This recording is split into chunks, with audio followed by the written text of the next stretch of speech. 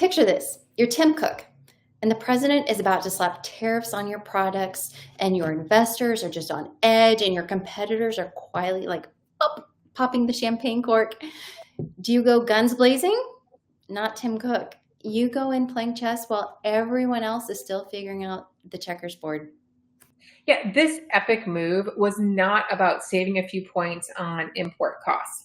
Apple's share price, margins, and long-term supply chain strategy were on the line. We're talking billions in potential impact, and every percentage point of tariff relief would matter. Today, we're breaking down 5 moves Tim Cook used to get the US president to say yes, and what every business leader can steal from that playbook.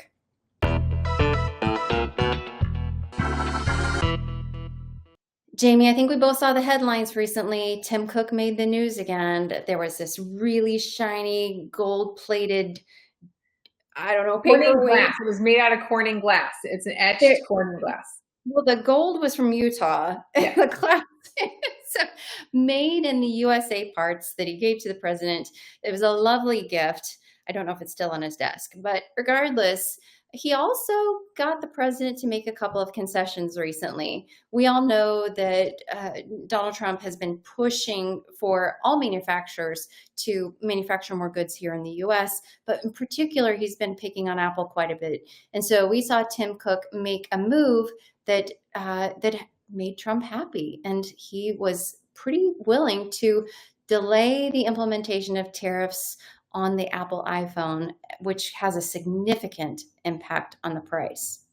It absolutely does, right? So I got to say, bow down to Tim Cook. This was genius.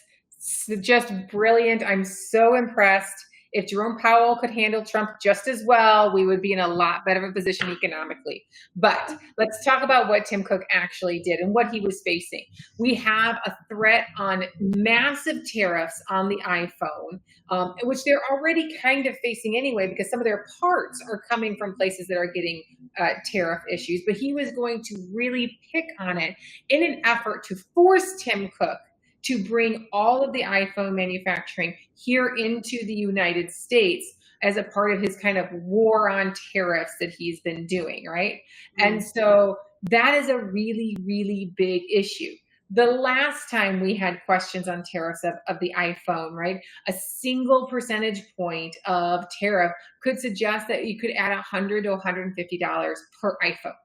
Right. Wow. And that is going to lower sales, tighten margins, and shake investor confidence on a product that is already really expensive. To make matters worse, earlier this year, when we were talking about him really picking on the iPhone, there were estimates from the analyst community that said if you had an iPhone based in the United States, it would double the price of the iPhone. My last iPhone was $1,400. There's no way I'm paying $2,800 for a phone. So how did Tim Cook deal with this in 2019? I think that was the first time we saw this happen. He actually reframed the question, right? So he did a really good job of explaining that it's not that tariffs hurt Apple. It's going to hurt my bottom line and hurt my stockholders. That's not the way to go about it. Instead, he argued that tariffs help Samsung, the foreign competitor, the top rival that is there. So if you do this, you're strengthening the foreign corporation. That's not your goal, Mr. President. I think that's a really astute political move, and then saying we don't want to hurt America. It worked. So tell me something. If reframing works so well in this scenario, how, Cindy, as the leadership expert here, do you train yourself or your team to think about their priorities and not yours? I have the good fortune to have been in sales for a long time. And so it really, anytime you're trying to sell something to someone, you're trying to think what value's in it for them.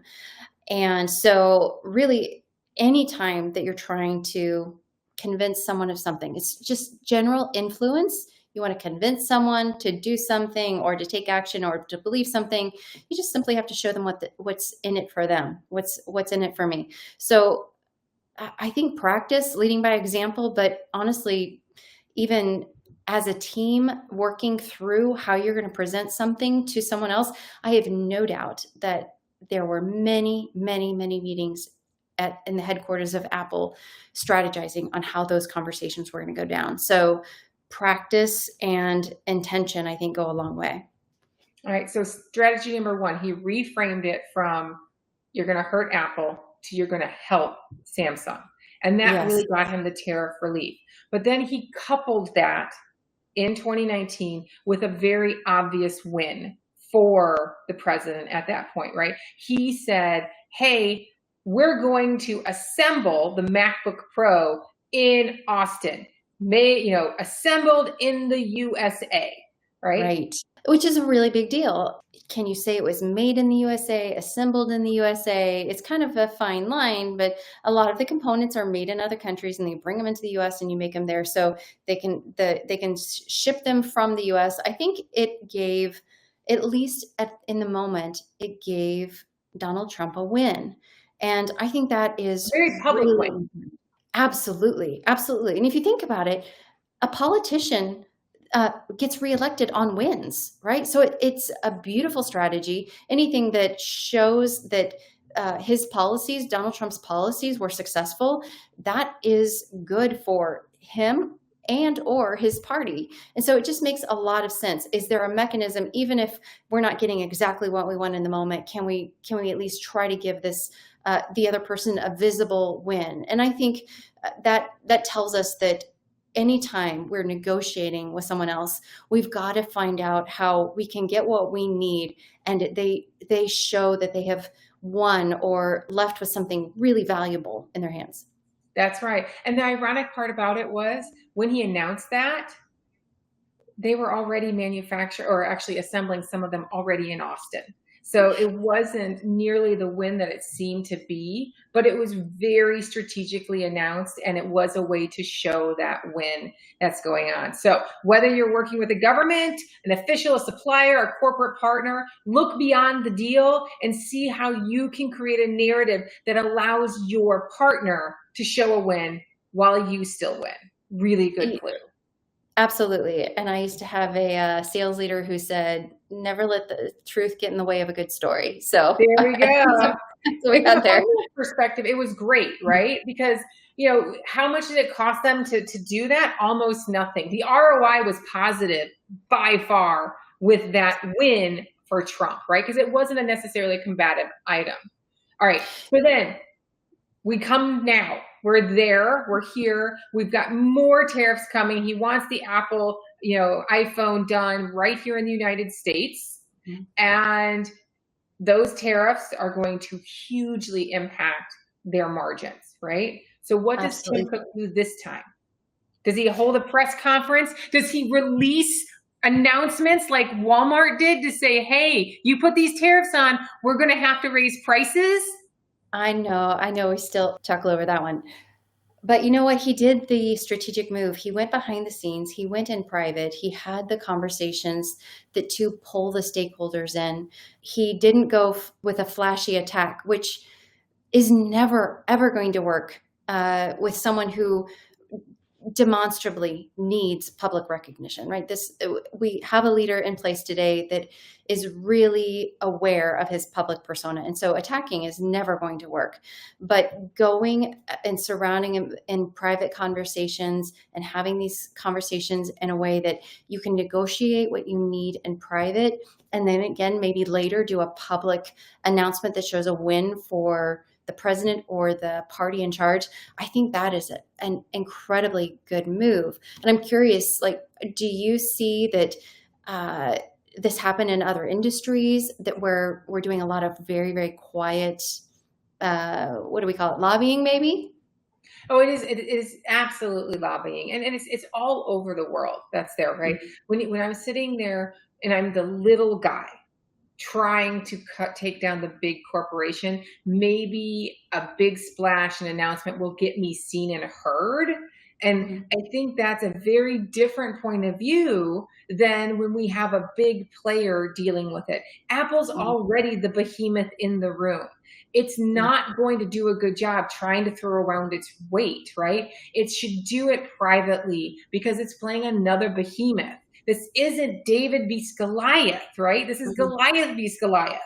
And so Mhm. we want to make sure that you do it privately and quietly. You're going to be much more effective because you don't want to risk the multimedia, debacle that can really impact all your other sales and shake your investors' confidence and stuff like that.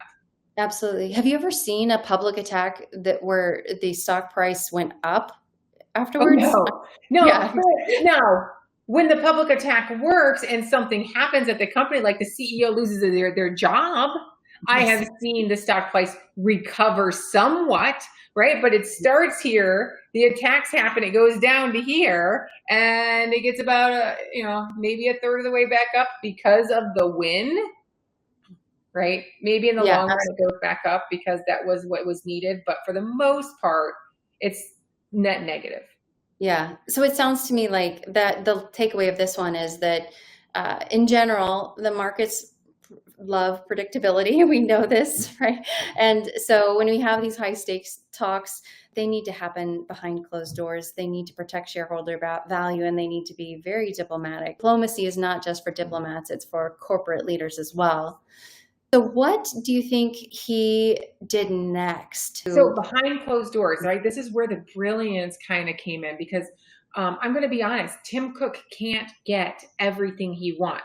He can't get 2012 to come back where there were, much lower tariffs and everything else. That's not going to happen. So he's not going to ask Trump to reverse everything and Mhm. contradict himself and appear silly or stupid or worse, taco, right? Trump always chickens out. He needs Trump to have a win this time as well. He needs him to basically essentially stick to his core policy, but he retained one major item: time. Give me time to do this. So I can't stop this from happening, but you can give me time so that I can make the adjustments I'm going to need to do so that I can minimize the downward impact that's there. Yeah, the other interesting thing about that is so he's not saying change your mind, reverse your policy. He's saying yes, and I need a little bit of time, which then makes Trump look very gracious in granting him this time. Which I think what Apple gets out of this is time may buy him a different president, a different administration. Time could provide all kinds of different outcomes than building an iPhone in the US that costs 3 times as much. Exactly right. And they also got a few temporary product exclusions, right? So, Right. okay, go ahead and give us some impact now, but give us time on others so that I can deal with the big components that are going to be a real problem bringing into the United States. So let me exclude that. And it's very possible, right? If I can get it excluded for 2 or 3 years, Trump's presidency is only 4 years long. It's very possible that other things will change in the meantime so that I can, in 2 years, ask for another delay, ask for another delay. And if I can delay it far enough, I may either minimize or eliminate the risk associated with it altogether. Is there a way to calculate the ROI on buying time in a negotiation? Yes, it's called the time value of money. It's one of my favorite things to do, right? Yes. So think about $1 today is worth a lot more than $1 10 years from now. So if you're going to hit me with my dollars, I would rather you do it 10 years from now when every dollar is worth less money, right, than it is today. So yes, there is absolutely ways to do it, and it's fun to do if you are a nerd like me. I love that. So what is the last thing that Tim Cook did in his asks of Trump? It's not that he really asked for anything more. It was the fact that Tim Cook never alienated Trump in the first place, right? So back in 2019, he had a relationship with Trump. He's continued to be cordial. He's never said anything against Trump. He's been a voice, a trusted voice consistently throughout this time. He's not a newfound friend. Right. Right. And because he's never publicly gone against Trump, we have no idea what Tim Cook says at home. But, as long as he has been an ally or at least, not an enemy of Trump, that's there. As long as he's continuing to boost his ego and, items like this, then he can be a known, trusted voice. And he can continue to use that reframing to Mhm. deal with it. If they come out and it was like, oh my gosh, Tim Cook manipulated Trump so much back in 2019, and that was the media story, right? And Trump got wind of that, it would not have worked this Right. time around. But Tim Cook is not trying to necessarily self deal. He's trying to give a win on both sides. And he is got a real relationship with Trump, and he's leveraging it to the advantage of both. We saw this recently with Jensen and NVIDIA. So he did something very similar. He reframed the challenge of selling semiconductors to China, basically saying we're giving China a global advantage in the AI business. And I thought it was really interesting. It doesn't seem like he had quite the success that Tim Cook is having. And I wonder if it's the difference between Tim Cook leading a brand that's a household name versus Jensen leading NVIDIA, which is probably somewhat obscure to many household individuals. But also possibly obscure to Trump, because let's be honest, 8 years ago or 6 years ago when Mm. he was in the White House, were we talking about NVIDIA? 6 years ago, NVIDIA was a gaming chip maker. Right. There's not the long established relationship that Tim Cook has to leverage. That's fascinating. I do think it's his approach. Their approaches are incredibly similar Yeah. in nature. And Jensen has never said a bad word about Trump. He's never said anything negative about his policies. He's only been encouraging. I just do think it is fascinating, the difference in the power that they carry. I think it's really interesting. And if we go back to, the Trump v. Jerome Powell comment, right? Hmm. I think that you will find that if you go and look at Powell's remarks, et cetera, he also has been continually pleasant and nice to Trump. He's never really gone out and insulted the man with what's Right. going on. The difference being is that he can't do a dual win. Trump wants something that Powell is right now unwilling to give. And so Yes. that is the issue there. He can't reframe it. Right. That's there. So I find this fascinating. Maybe we can find other individuals who can learn to deal with these difficult individuals and actually achieve double wins. You know, Absolutely. my Yeah. friend actually says stroke, stroke, stroke, win, win, win. Like when she talks about her clients, when she's talking Right. about sales, that's how I asked her, how does she do so well? And she goes, stroke, stroke, stroke, win, win, win. I'm like, That's that may awesome. just be the answer in this situation. It could be. I will tell you, I have worked very closely with some folks that with very similar personalities to the president, and I didn't have the intestinal fortitude to do it. So I have so much respect for the leaders that are out there, just being genuinely kind and sticking to the plan. It's awesome. So Yeah. whether you're negotiating with a president or a procurement vendor, Cook's playbook makes it clear. Make it about them, make it visible, keep it respectful, and make it easy for them to say yes. And remember, influence is built in the quiet seasons. So it's there when the real storms hit. Relationships, timing, and style, that's your real capital. So until next time, keep your spreadsheets handy and your coffee strong.